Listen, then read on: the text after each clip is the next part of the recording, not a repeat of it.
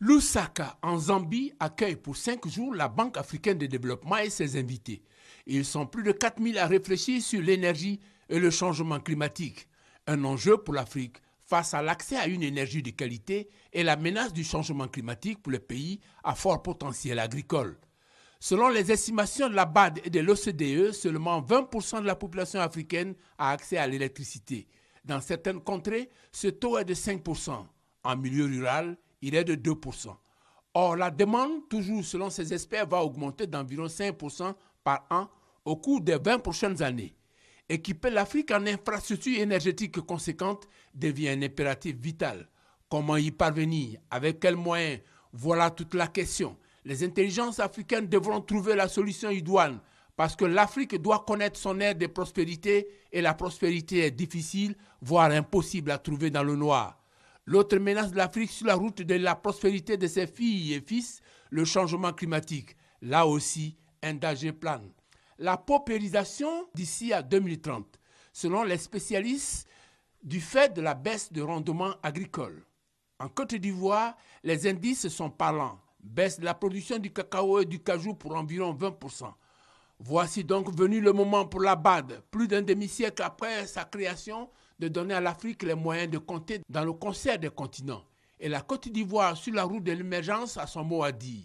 Elle qui est préoccupée par la mobilisation de ressources pour le financement de son plan de développement 2016-2020, va trouver dans les solutions de Lusaka les réponses pour voir un peu plus clair dans ses contre-performances agricoles conjoncturelles, surtout que pour plus d'une décennie encore, l'agriculture sera le moteur de la croissance de l'économie ivoirienne. Le thème de ces assemblées annuelles 2016 qui ont pour objectif donc de nous permettre de nous pencher sur le rapport annuel 2015 de la Banque africaine, le thème des débats vont porter essentiellement sur l'énergie et le changement climatique. Deux préoccupations importantes pour nos pays, donc pour la Côte d'Ivoire, qui ambitionne donc de produire à l'horizon 2020 suffisamment d'énergie pour elle-même, mais également pour ses voisins de la sous-région en doublant sa capacité installée. Madame le la ministre, deuxième thème, oui. C'est le changement climatique, au moment où beaucoup de pays, dont le nôtre, subissent les conséquences du phénomène El Niño qui perturbe la pluviométrie au point même dans certains pays de provoquer la famine.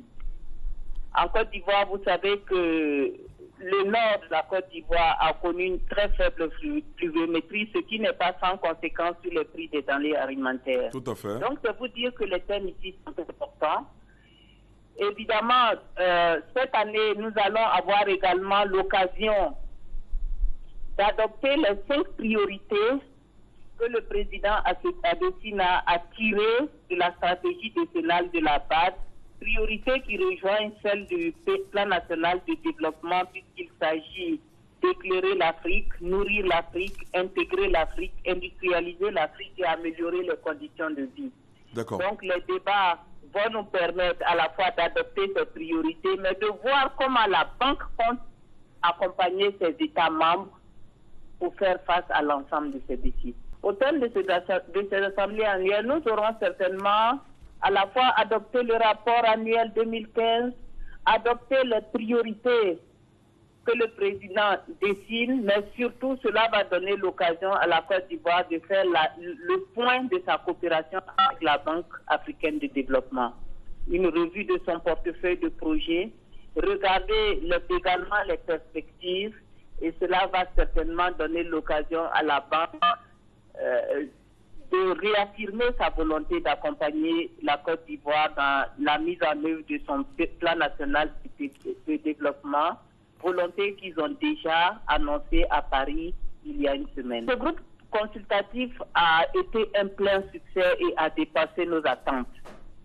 Nous partions pour chercher pour l'État de Côte d'Ivoire 4 405 milliards, à peu près 8,8 milliards de dollars US.